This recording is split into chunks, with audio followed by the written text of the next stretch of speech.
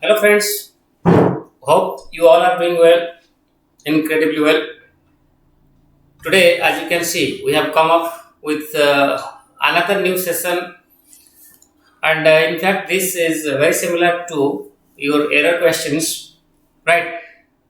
So, what you are supposed to do here is read the instructions first, because it is very important for all the examinees to read out the instructions, because in banking examinations the instructions can be quite lengthy and tricky as well, and you need to not only read it thoroughly but also understand the hidden meaning of the instruction. It is very important, right? Okay, let us read the instruction, and as always I would urge all of you to watch the video till the end, because watching it for a couple of minutes for the sake of getting pleasure out of it is not going to help you out. Watch the video till the end, and I'm sure you can take down the notes, okay, whenever necessary, and all these things. It is a lengthy process. It will take time for you to master a particular subject. Okay, so please make sure that you watch the videos till the end. So let us read the instruction.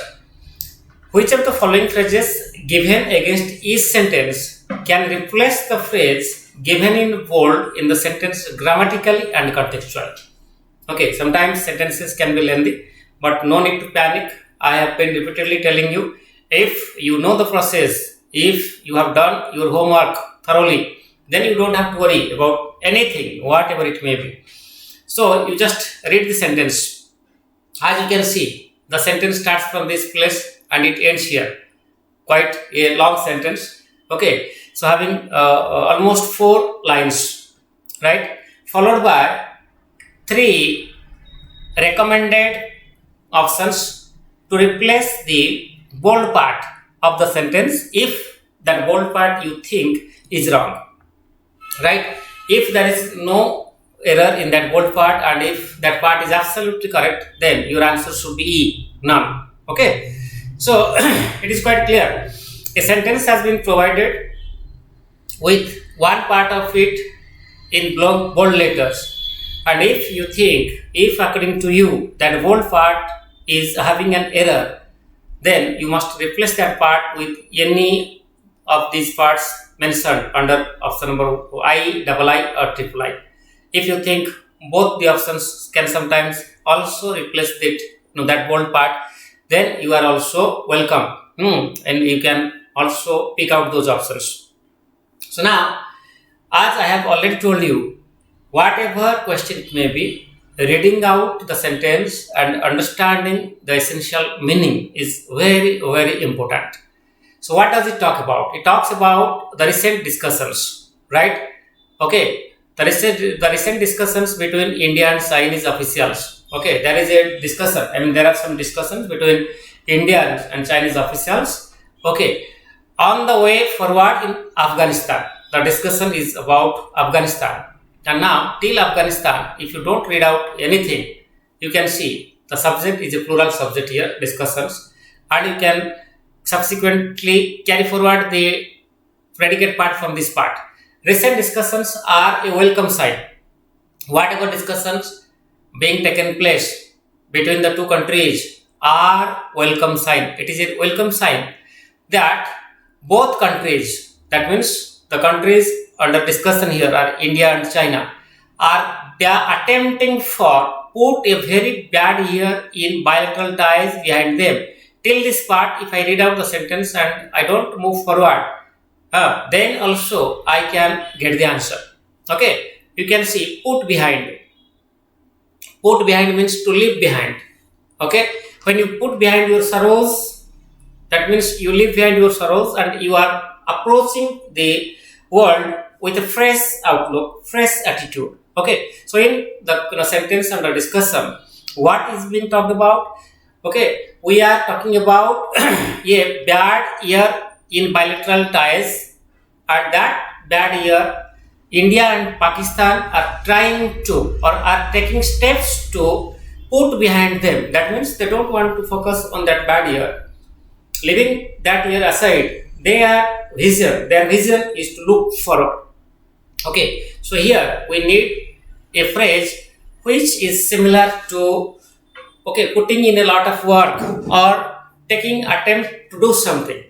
Okay, and now you can see in this particular sentence, let us start. 1 minute. See, both the countries become the subject, are attempting. Okay, the sentence is in present progressive structure, and also it gives a logical but meaning. I mean, in terms of logic, it sounds well, right? But you can see here, this is an error in terms of grammar. Okay, in place of the verb put, if putting were written, then probably this could be the correct answer, and the answer then could be correct. But now, since a verb after preposition has been mentioned, it becomes wrong. And for your kind information, let me tell you that whenever you find a verb being written after a preposition, that verb should always be put into ing form, and subsequently it will start functioning as gerund and become the object of the preposition that comes right before that. Okay, so this attempting for put becomes grammatically incorrect and cannot be the correct answer. And now let us go to option number I. Recommending is a transitive verb, and please, dear friends, do remember to keep in mind that transitive verbs will never take any preposition after them, and as you can see, for has been mentioned here, so we eliminated one. Let us go to option number 2, making an effort, right? Both the countries are making an effort, right? The sentence is in present progressive tense structure, and absolutely correct from the points of view of logic and grammar as well. And now this seems to be the correct answer. Let us go to option number 3, corresponding to. Both the countries are corresponding. Please do remember, correspond has got, as a verb, has got two meanings. One, to inform, right? The other one, to look similar. Okay, here in the context, you must have understood both the countries are not, informing anything to each other, or there is nothing. The subject matter is not about looking similar, similar to anything else, and hence option number 3 stands eliminated. As you know, the only correct answer is II, right? Only C should be your correct answer. Okay, so now let us go to question number 2. These types of questions are actually, they belong to the new patterns. They throw off, okay, they spring a lot of surprises, and if you are not good at grammar, or if you are not very good at adept at, reading the sentence from the beginning and ending, okay, till the end, and comprehending the entire meaning within the allotted time, that you are going to lose the driver's seat. So in order to do well, extremely well in sections like this, you must be very good at comprehension. Okay, in addition to that, your grammatical skills coupled with a good logic, okay, is absolutely important. So now let us go to question number 2. Quotas determine the size of contingency funds. Contingency funds mean emergency funds at the disposal of the IMF. Okay, at the disposal of means available, right?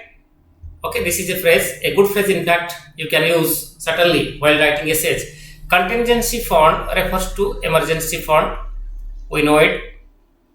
There is a reference to the contingency, the emergency funds, okay, which are available with IMF.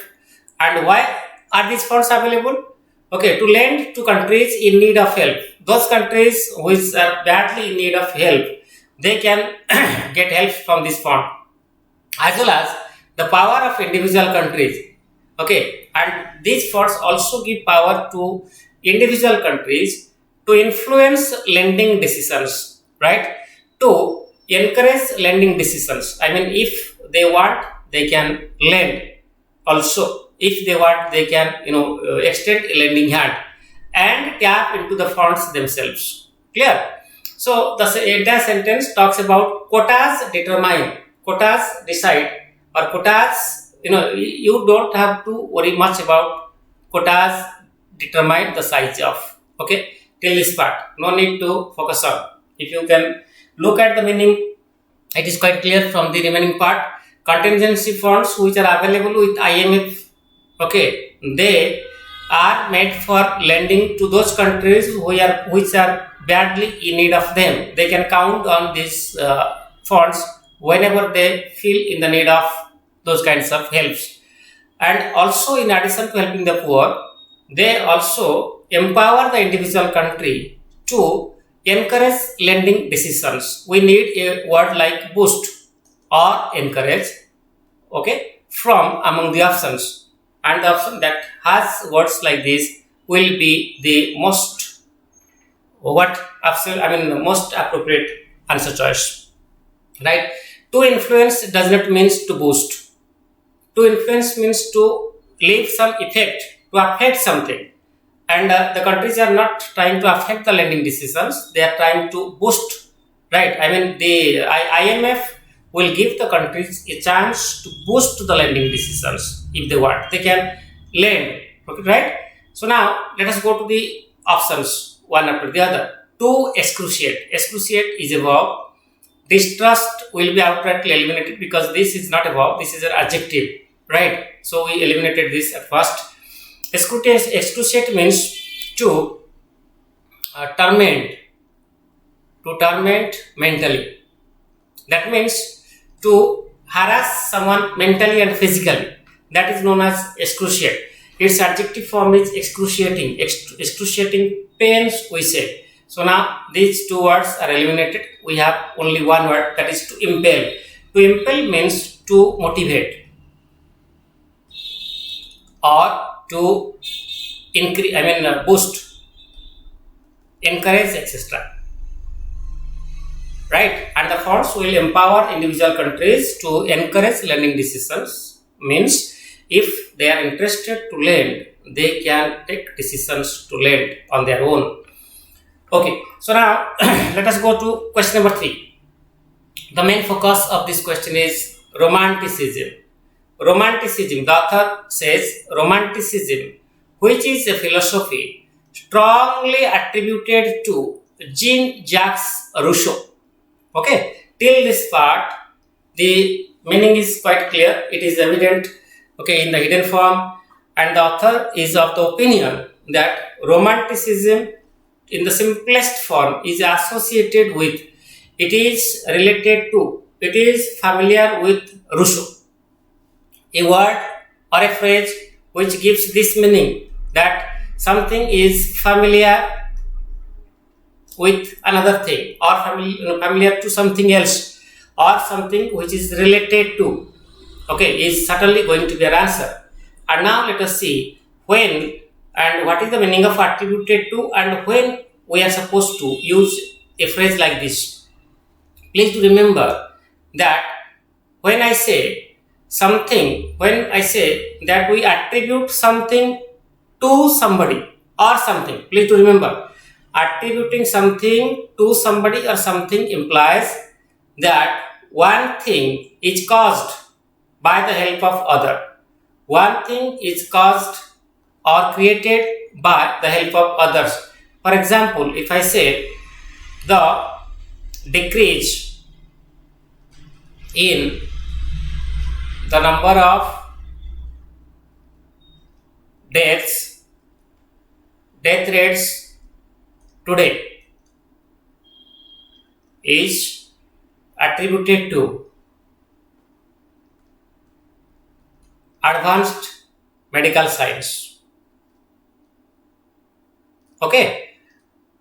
When I say that the decrease in the number of death rates today is attributed to advanced medical science, I mean to say that advanced medical sciences or science causes the decline in the number of death rates, or it is responsible for the decrease in the number of death rates. Okay, so here we don't need a phrase like this because the sentence gives a clear-cut meaning.